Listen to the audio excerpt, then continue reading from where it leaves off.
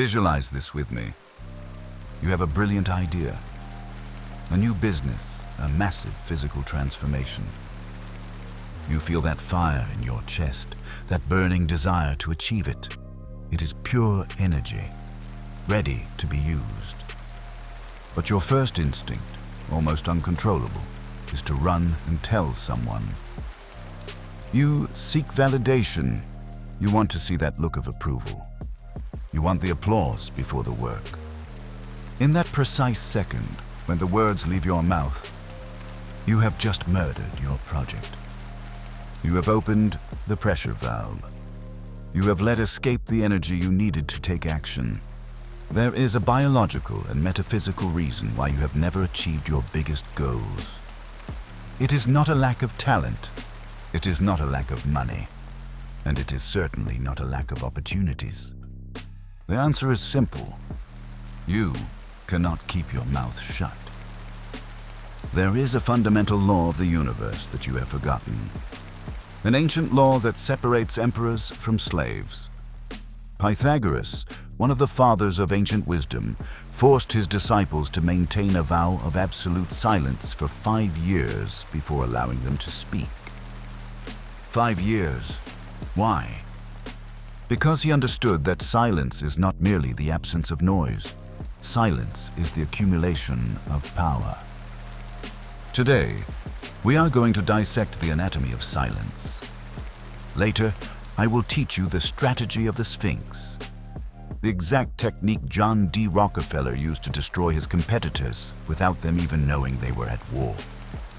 But first, look closely. If you are looking for a channel that tells you you are perfect just the way you are, then you are in the wrong place. If you are offended when I tell you that your need for attention is a childish weakness, you can close this video right now. Leave. There are thousands of channels out there that will sell you sweet lies. Not here. Here, we study human nature without filters. Here, we build empires, not castles in the air. If you have the courage to accept that you have been your own saboteur and you want to correct it today, then welcome to the Legion. Just subscribe. Join the minority that prefers the painful truth over the comfortable lie. It will take you a second. Only then can I deliver these strategies to you, video by video. Let's start with hard science. This isn't just bad luck, it is neurobiology. In 1982, psychologist Peter Gollwitzer conducted a seminal study called Symbolic Self-Completion. Listen carefully, because this explains 90% of your failures. Your brain has a factory defect. It does not distinguish well between objective reality and social reality. What is this exactly? It is simple. Objective reality is facts and phenomena that exist independently of us. Mountains, physical laws, oceans. While social reality is a collective and changing construct. Beliefs, values, like the economic crisis, fashion, social norms. So, when you say, "I am going to be a millionaire," or "I am going to have a Greek god physique," and your friends reply, "Congratulations, you will look great," a short circuit occurs. Your brain registers that external validation as proof that you have already achieved the goal. Your brain releases dopamine. It gives you the premature sensation of success. You feel the pleasure of victory without having sweated a single drop. The result is catastrophic. Since your brain has already received the chemical reward, it loses the motivation to do the hard work. You have spent your fuel on talking instead of using it for acting. Silence keeps the pressure inside. Silence hurts, it burns, it is uncomfortable, and that discomfort is the only force capable of moving you. But your brain is not the only enemy. There is a worse one that sleeps near you. There is a dark psychological phenomenon you must understand to survive. The crab bucket theory. What is this exactly? Let me explain. If you put a single crab in a bucket, it will easily escape. But if you put many, none will escape. Why? Because when one tries to climb up, the others grab it, pull it, and drag it back down.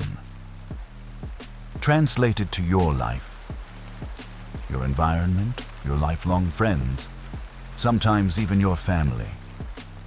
They have a fixed image of who you are. The moment you tell them a giant ambition, you're insulting their reality. Your rise reminds them of their stagnation. Your light highlights their shadows. They are not protecting you when they say, "Be realistic," or "Why work so hard?"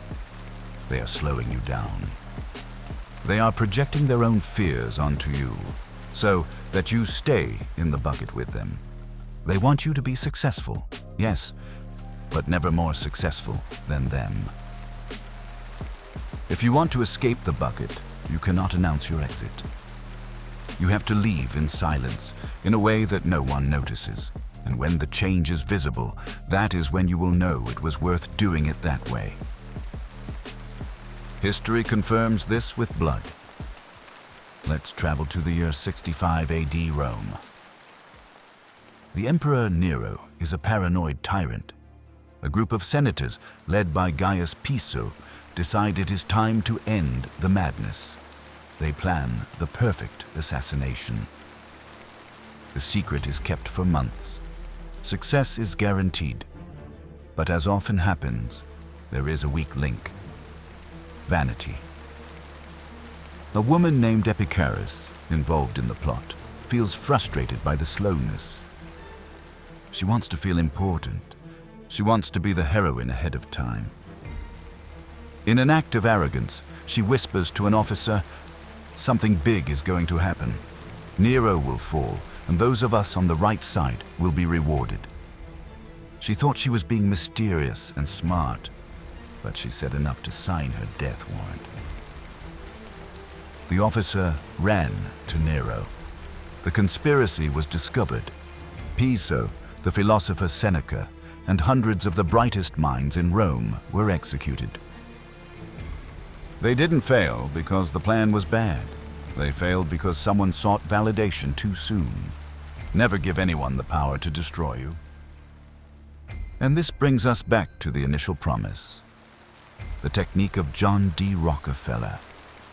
In an era where business was a chaos of shouting and public threats, Rockefeller was called the Sphinx. There is a famous anecdote. When the government took him to court to break his monopoly, the prosecutors interrogated him aggressively. They wanted him to break, to scream, to defend himself. But what did he do? He sat on the stand, and before every question, he took an eternity before answering. He looked at the prosecutor. He waited, and when he answered, he used short, exact, literal phrases. His silence exasperated his enemies. Having no information, the prosecutors lost their tempers, while he remained untouchable.